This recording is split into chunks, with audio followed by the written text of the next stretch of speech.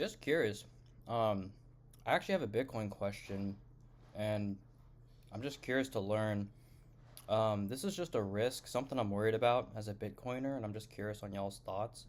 Um, there's like about 200 million cold wallets, like Bitcoin cold wallets, and Bitcoin um, only can do about like 800,000 transactions a day. And we're kind of told by like Michael Saylor and a lot of these other people that the banks are going to be using the base layer and that normal people can use Lightning. But I'm just worried, like, what does it actually look like when 200 million cold wallets onboard to Lightning? Um, like, isn't that a risk, or is that something y'all don't worry about? Or because I just feel like that would cause a lot of congestion, like 200 million wallets and 800,000 transactions a day of block space. I ran the numbers, and that means there would be people with cold wallets who want to convert to Lightning. It would take about 180 days for everyone to onboard to Lightning if these big institutions actually use the base layer, like Michael Saylor, BlackRock. And so I'm just curious on y'all's thoughts. Maybe this isn't a risk. I just want to pick y'all's brains. That's all. So feel free to chime in if you want. Yeah, I'll say this right here. I was gonna and I'm hoping someone else will come in and speak about it. So for me, that doesn't apply to me, and here's why. I buy my Bitcoin.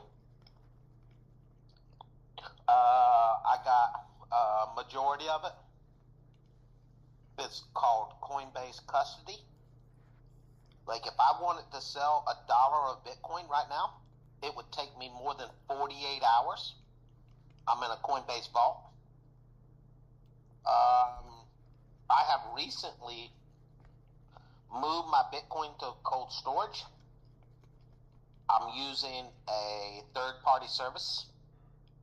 If you were to come to my house today and put a gun to my head, like it would almost, you would be better off just going to rob Bank of America and take it. So and let me tell you why. Now let me tell you why that what you're talking about, and I hope somebody answers your question and everything, because I'm not my Bitcoin is sitting where it's at, and eventually one day it will make a 10-minute transaction. It will go from wherever it's at back to a centralized exchange. It will be sold on a centralized exchange for US dollars. Them US dollars will go to my children's checking account, and they will cash it out and just buy a business or a house or invest in something, right? You get me? And I'm being real with you. I I'm love just that. being real with you. So it really makes me no difference. It's just a store of value. It's just a chunk of fucking digital gold sitting there, and it keeps going up at a certain rate. And I only need to make one more transaction, which is just back to the centralized exchange to just dump it. I love that, dude. That's a So I'm just being real. beautiful, Okay? beautiful setup. I love that. I love that. Okay. But I already sent you the data on this, man. This is why I was talking shit earlier. Yeah. Because there's not a lot of transactions. Yeah, we already know there's a transaction limit issue, but that's not what people are going to be. People are going to be using it for small transactions. It's going to be used as a large as a large ledger settlement layer. Now, Lightning isn't. Who knows if Lightning even is the end all be all layer 2, right? There's other layer 2s for Bitcoin, but there will be some layer 2 eventually. I mean, you got to have some faith that they're going to like solve this like transaction limit issue, but they're going to use Bitcoin for large, like say, for instance, a trade deficit. Like if you're going to use trade deficits between Russia and the United States or China and the United States, you're talking about huge. You can do one transaction that's very massive that has a huge fee to it that goes to a miner. So I mean, I think everyone in Bitcoin is sympathetic to once the um, Bitcoin issuance is zero, how are the transactions going to go and be monetized in a way for there to be some value for there to be mining outside of the Bitcoin issuance? So I would, there's going to be some fee rate that gets added eventually, and it's going to come in through one of these BIPs, the Bitcoin improvement processes, the protocol, like the things that they're going to add on to it. And it's going to have to be settled by everybody, and everyone's going to agree on it. And if they don't, they'll fork it to some other way. But I mean, there's going to be a solution for it. There has to be a solution for it in the future. But I mean, it's just not present mind right now.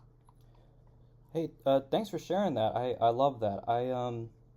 I do have a few follow-up questions on that because I do think you're absolutely right about how the base layer is going to be used for like Russia, big governments, institutions, stuff Or like that. banks, like huge banks. Banks are going to Banks. settle it. Yeah, and what's good is that should generate a bunch of transaction fees, and they'll be huge, right? And it's just if those transaction fees, like the cost to transaction, if those are in the thousands of dollars per UTXO set, and I mean, that would be awesome for the miners. But and if the base layer is congested with 800,000 corporations, governments, and entities, and the fee is thousands of dollars, there's going to be people. What happens to the 200 million people in cold storage that how are they going to sell? Like what happens when the base layer is full of thousands of fees worth of transactions, and like each transaction is like $1,000, $10,000.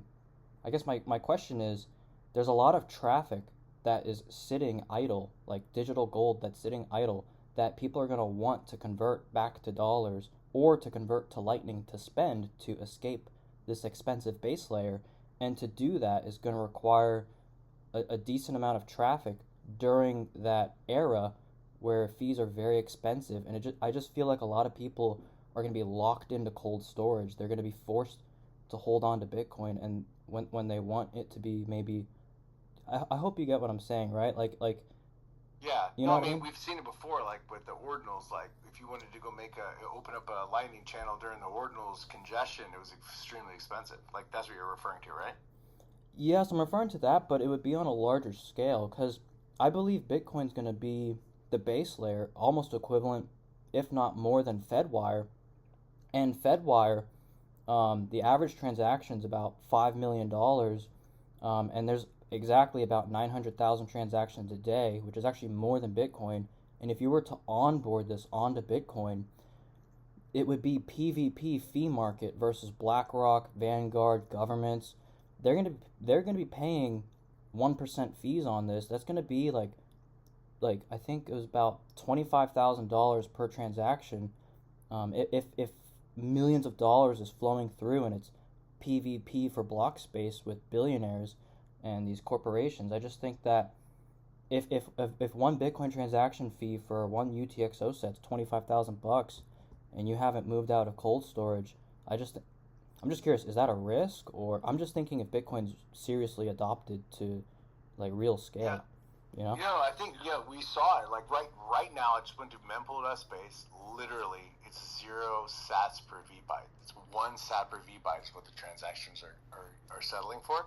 So like during congestion, they get extremely expensive. So what I think you're going to see is you're going to see somebody that's going to arbitrage this and say, I will guarantee you 30 sats per vbyte, and they're going to take the risk of, like, you're going to see some market for it where people, because right now it's 1 sat per vbyte. It's like basically free right now to move Bitcoin.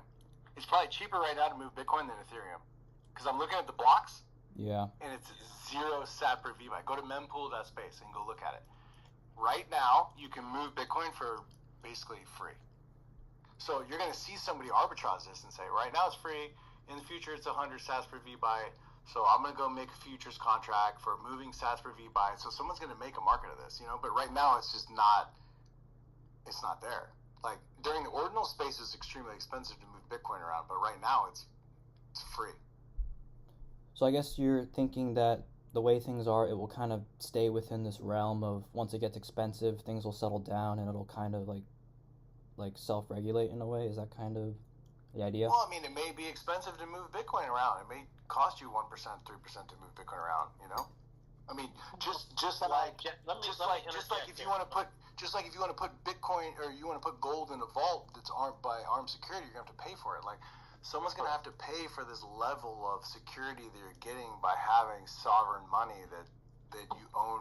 No, there is no self custody money. Like, most people that own gold don't own the gold themselves. They hold it in a vault, and you pay a vault fee for that, right? So, like, you're not going to move $1 trillion of gold from Europe to the United States. We're going to put it on a boat. What if the boat sinks? What are you going to do? Like, so, like, this is why Bitcoin is superior to gold, because it has this portability. You can move $1 billion of Bitcoin for a pretty minimal fee, versus you think about trying to move $1 billion of gold from Europe to the United States, physically. Yeah, I think you're absolutely spot on. That's what I'm saying. It's like the lesser of two evils, and that, like, I see where your angle is. Like, well, it's expensive, so like we should have another protocol that's cheaper, like Caspa, right? So, but and why does it have to be on chain? That's the other thing. Like, even if, like, and listen, what y'all are talking about, like, I'll be the first one to say, like, I'm not very savvy in that area, but by listening to y'all, like, even myself with a high school education understands that, like, a lot of transactions never have to be on chain. It's just reality. It's just reality. Like when MicroStrategy maybe uses Coinbase to buy the Bitcoin, they could buy it, and then Coinbase says, okay, we've allocated MicroStrategy. That's so, like does that, like, I'm asking a question, like, that's gonna play in a factor. You're acting as if every transaction will be on chain, when today there's probably today it's not even where you're talking about it being at. I would just assume the majority of transactions are not on chain. When you go and you deposit and you buy Bitcoin from Coinbase, and you hold it, and then you sell it, and then Timmy buys it, and then he sells it, and then Joey buys it, and so there's a lot of transactions that are never even have to be on chain. Like, and I think, listen, whether we like it or not, that's growing. Every day that's growing. It's growing and growing and growing and growing, to the point where the majority of Bitcoin transactions will maybe never be on chain, and it won't even be what people think it is. Like, is that, am I, Joey, are you still here? Did you go, Joey? Like, I hope you didn't leave, because, like, it's like, am I the only one that just thought of that? Actually, if when it's happening today, when it's actually happening today, you know what I mean? No, I agree with that too. Like, majority of the transactions will take off-chain, right? But another thing you should consider, bro, Caspa, is that before the gas wars actually, like, go crazy, right? Majority of the people don't even have that much Bitcoin on-chain to, like, even make it worthwhile. So, like, there is an equilibrium that the gas price will hit, right? Before the people that actually don't have that much Bitcoin, they'll be like, nah. The gas is like $1,000. I'm not doing this, right? Because they have like $100 in Bitcoin, right? And that's basically majority of your wallets that you're gonna see. Hey, yeah, thanks for sharing that. I actually, all three of y'all bring up really good points about how you're absolutely right, because Joey brought up that the base layer is having very minimal fees, and then also not easy. You brought up how, like, you're holding some Bitcoin in an exchange. And yeah, there's a lot of people that hold. So yeah, like, there's a lot of, most Bitcoin probably isn't even really operating on the base layer, and this is clearly, I guess, a trend that's continuing. But this actually, I said a vault. A vault. To what Easy's saying, even the bank ledger, even the Yeah. Fed wire doesn't work that way. The banks aggregate it and they settle it over multiple days. Bitcoin will do the same. Yeah. And then past that, Bitcoin is as fast as any ledger out there. And why is it fast as any ledger out there? It's only slow because of the confirmations that it needs for it to be an actual transaction. you can, if I send easy Bitcoin right now and I put it at extreme slow fee rate, it'll still show up on the chain that I sent easy the money. It's just that it won't confirm with 6 block confirmations, and that's the reason why it's slower. But Yeah. that doesn't mean that it's slower than Casper or any of these other ones. Yeah, no, I'm not worried about like other cryptos and stuff. You make a great point. I totally understand, and I just want to No, mention. but I think it's Yeah. important because Bitcoin is just as fast. It's just that it doesn't reach consensus as fast, like 6 blocks. Yeah, no, that I totally get that. I just want to real quick finish talking about how y'all were talking about how a lot of Bitcoin isn't happening on the base layer, and if that's the case, if the fees, like I was saying, how fees might be expensive, y'all were saying right now fees are kind of low, which is good. My concern now with Bitcoin, I'm just curious if y'all might have like a answer or could ease my mind, I guess, as a Bitcoiner. My concern is that if there aren't any fees with Bitcoin, as we actually see happening right now, the that actually means that the security is 100% tied to the price, which means that every future halving, Bitcoin needs to double in price to not have miners drop off. And I just like, isn't that a little risky to bank on Bitcoin doubling every 4 years for eternity? Because I understand it might double a lot in the short term, but at some point, like if Bitcoin's a $10 trillion asset and we don't want miners to leave because we don't want a 51% attack to happen, right? Luckily, Bitcoin's security budget is insanely huge, which is awesome. But my concern is that the way y'all mentioned, if there's no fees and no one's using the base layer, um, that means the price of Bitcoin equals the security of the network. And I think that that's a big risk. Once Bitcoin hits a $10 trillion asset, that means if we don't want to lose miners, it has to double in 4 years. I could be wrong, but that's the math. Hey, I'm curious on y'all's let me thoughts. tell you, I like I've had this conversation with somebody, and let me tell you something, Yeah. and I'm gonna tell you something you're not gonna like, Go for it. Go for it. and you're gonna find out that I'm right I'm, because I know all yeah. about Casper, and I understand how bull and bear markets work. So when Casper drops 10% from now, it's not a buy. It's trading at 0.047. It's not until it goes, and it's going to do it. It's going to do it. When it's trading at 0.0004 is when I'm going to buy some.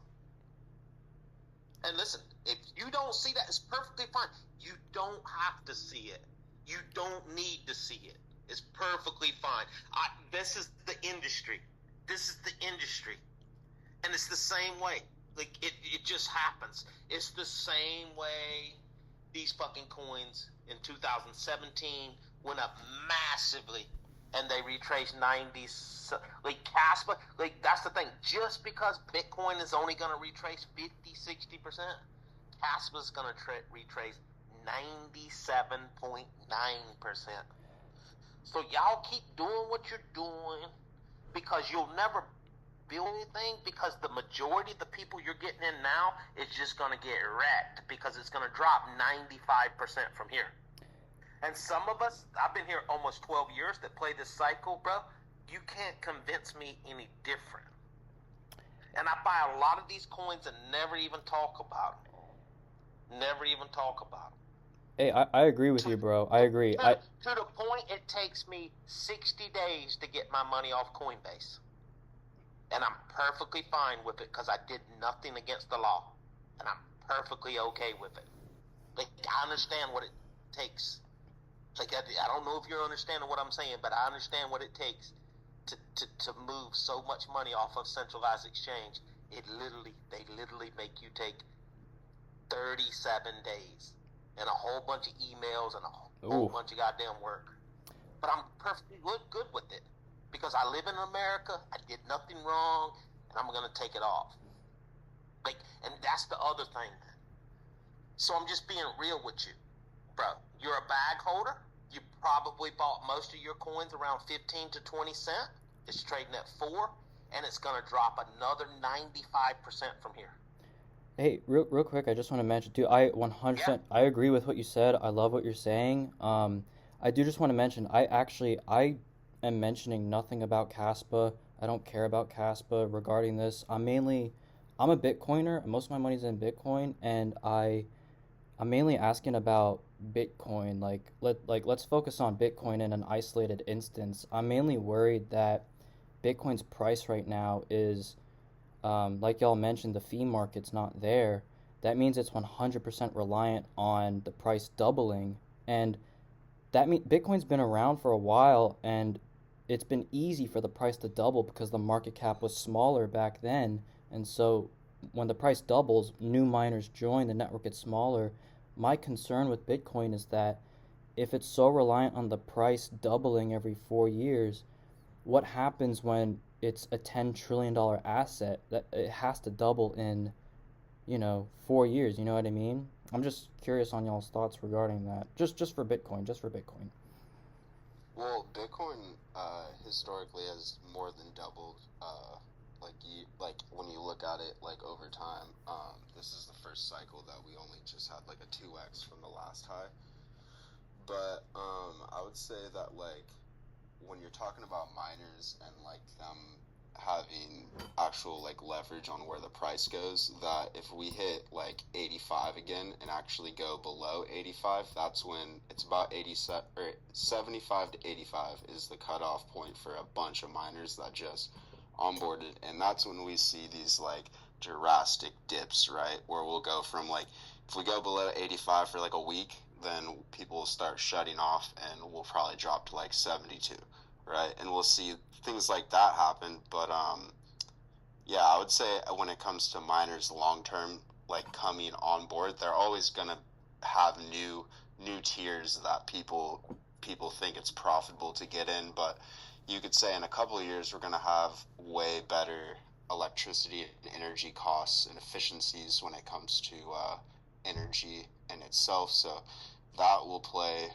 a big factor in it. And I think the real thing that's going to boost these not just 2x's but 5, 10, 10x's with Bitcoin would be once real estate for the US gets put on the blockchain. That'll put Bitcoin at a $2 to $3 million price for just putting the US real estate on, not including all of like the actual economy or all of like the other businesses and stuff.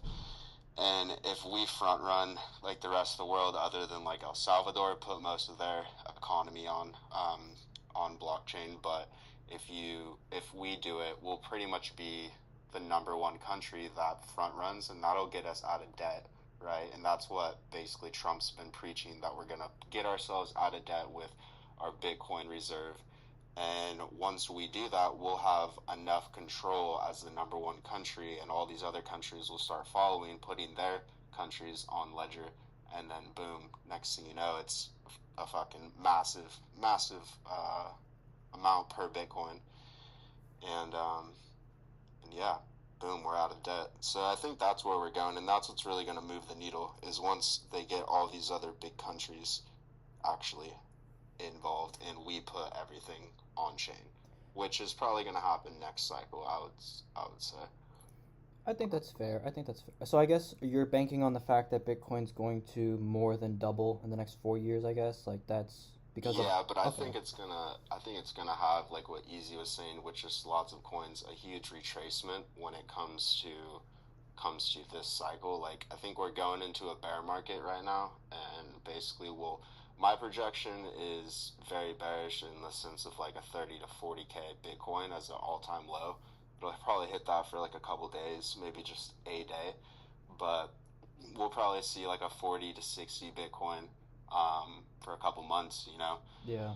and that's not unrealistic by any means. And there'll probably be some catalyst that drops it, a little bit more to like 30 to 40 for a second. But every cycle, just like last one, we hit 38 or 68, then boom, 15.5, and the one before that we hit 23, and boom, we hit 3.3 a couple different times, 3.5. So, and then like before that, it was like we hit $1,000, went down to 200, or we went from 20 to 1,000 down to 200, and before that, it was like $10 to $2. So there's always these like drastic um, cycles, right? It's just how Bitcoin works. And I think that all the institutions are ready to play that game. Like, I don't think that they're gonna, because it's a way to make money, right? Yeah. It's like, I don't know. People make money when the market goes down as well, and it gives them more opportunity to buy, more opportunity to get other big fish in the actual currency, which I think that's all part of it. Hey guys, can I ask y'all a favor, please? And y'all, and listen, this is what's cool. We've had the space open a while. I'm gonna keep it open. I plan on doing this every night. Like, let's serious note, whether people like it or not, this is gonna be the biggest space on X at night. If we could retweet the room, and for people that want to come up here and speak and be a part of the show every night, come on up, come speak, add value, retweet the room, show the support, because honestly, there's a lot of people that you've been banking on Bimbo, and you've been banking on these people, and what you failed to learn was, I bought my first Bitcoin February the 6th of 2014. I understand this game very, very well. I understand what I'm doing. Let's make some money, guys.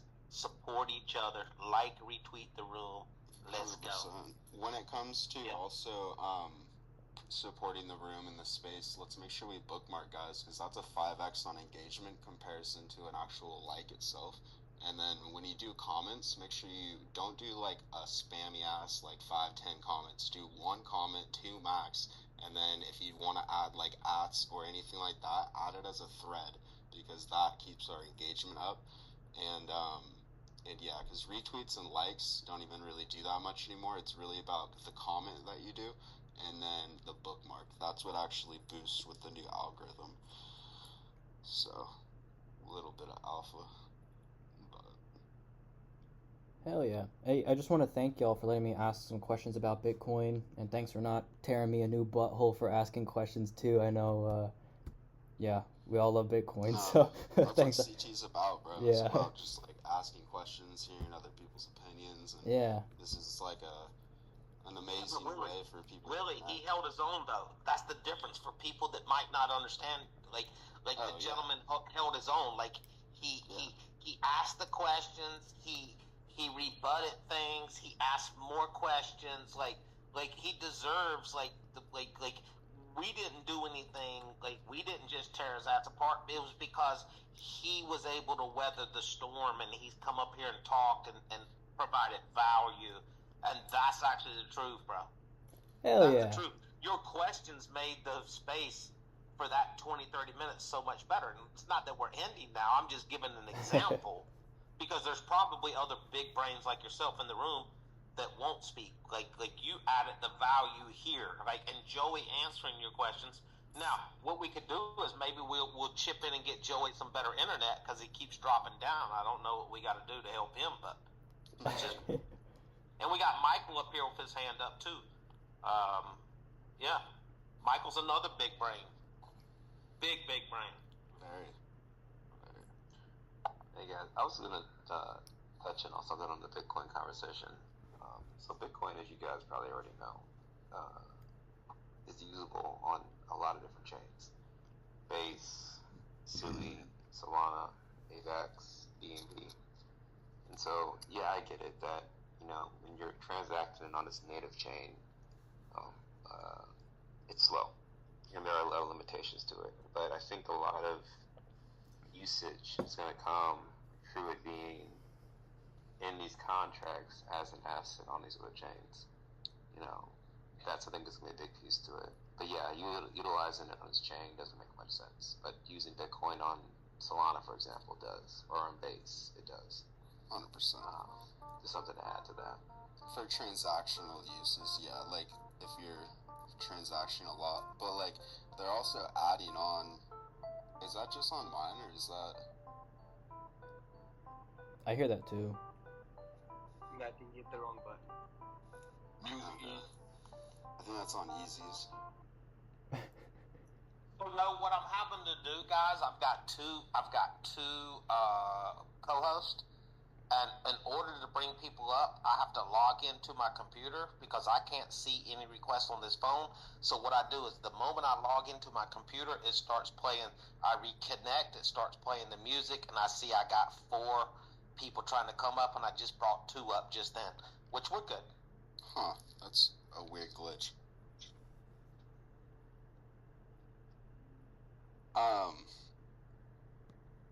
Shoot, yeah, cool. Sorry, I lost my train of thought,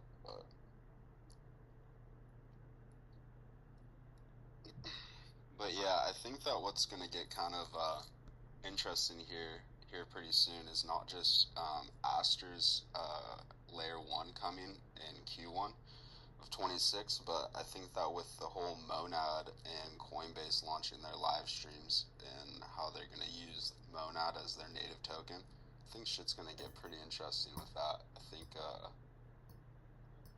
I don't know, I'm still, even though it's like still not worth shiz at the moment, it's just because nothing's built on it really yet, you know? It's only traded with leverage. So, I'm curious to see where that goes. Does anyone have like Hell an yeah. opinion? Yeah. And listen, and anyone wants to give their opinion, and we've got a stage full of people. If not, please y'all add value, because I don't want to have 7 people up here and no one talk, because I take it as very disrespect. It's disrespectful.